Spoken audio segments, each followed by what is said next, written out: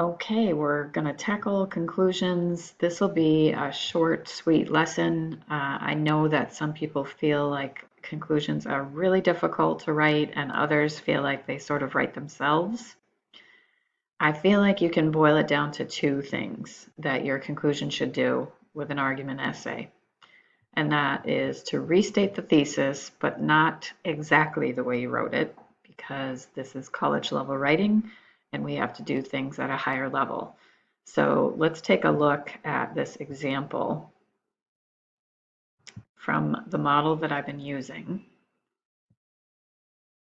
And I copied and pasted the thesis statement that was in the introduction, which said, the shift from print to online news provides unprecedented opportunities for readers to become more engaged with the news, to hold journalists accountable, and to participate as producers, not simply as consumers.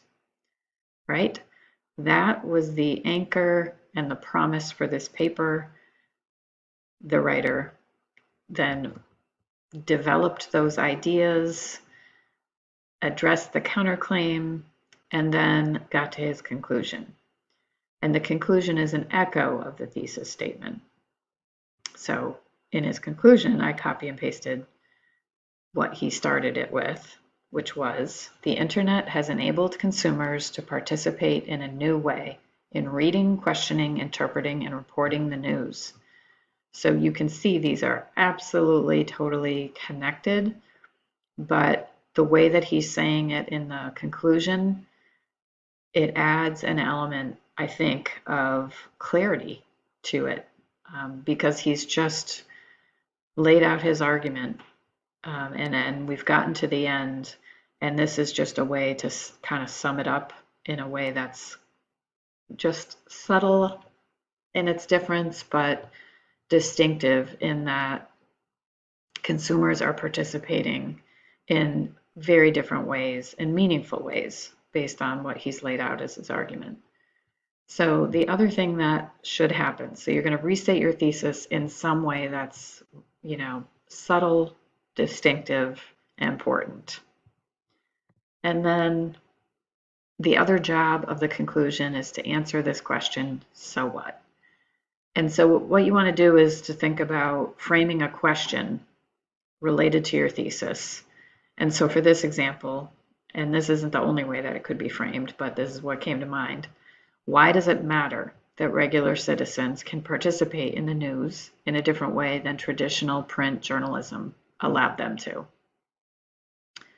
So then you start thinking, like, if you can be an active participant and actually write news, it makes you participate at a higher level. Like when you even think about classes that you've taken, when you are just consuming information and just asked to like take notes or just memorize things, or like that you're just consuming, you're not learning really at high levels.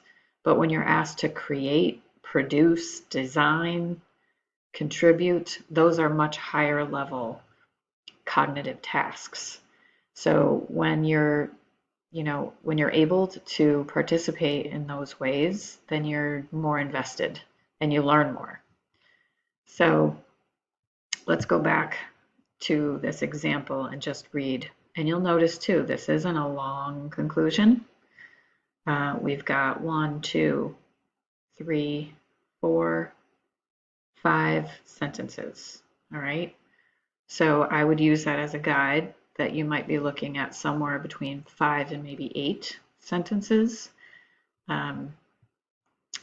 So here's exactly what I copy and pasted. The internet has enabled consumers to participate in a new way in reading, questioning, interpreting, and reporting the news.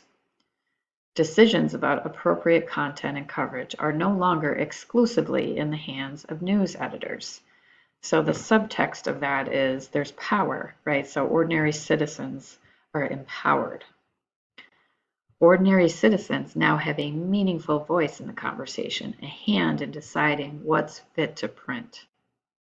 So this again is an echo of that title and what this writer set out to do in the very first sentence or two of this essay. Some skeptics worry about the apparent free-for-all and loss of tradition. Again, fair, addressing those counterclaims and the critics, but the expanding definition of news provides opportunities for consumers to be more engaged with events in their communities, their nations, and the world. So this is another sort of technique that it could work well, is returning to the counterclaim and really driving home the counter to that. So the counter to the counterclaim. So this expanding definition of news, etc., and then going really broad. So that's a technique too that if it was a drawing, you would be making like a triangle that was very open at the bottom, and your introduction is the opposite, where you typically start in a more general way and you lead to that thesis statement. In this case, you're starting with your thesis statement, which is very specific, and you're going out into a more, they end up with the world, for goodness sakes. So that's as broad as it gets, right? So those are some things to think about. And I'm going to go back and even add that point, that you want to go from specific to broad. We'll say the structure of your conclusion. Okay, so hopefully that's enough guidance without being too formulaic in your conclusion. I would say that if you feel really confident in your body paragraphs and then you take a look back at your introduction, you might find that the conclusion will write itself. So as always, let me know if you have questions or concerns, or if there's something else I can do.